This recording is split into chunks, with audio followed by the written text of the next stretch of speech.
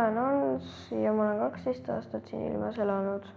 Tuleb vist hakata juba tuleviku peale mõtlema. Oi, mulle meeldib väga matemaatika, aga seda läheb ju igal pool vaja. Arvutites, ma ei tea, päris palju veel poes.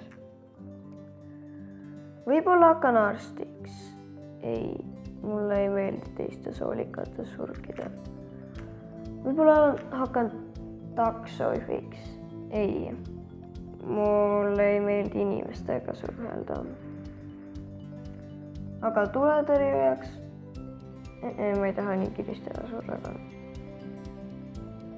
Aga kui hakkaks lapsehoidjaks?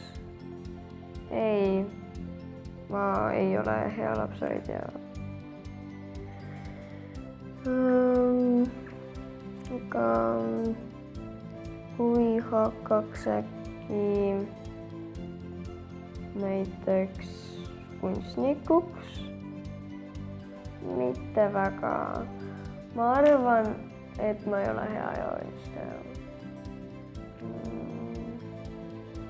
Aga film.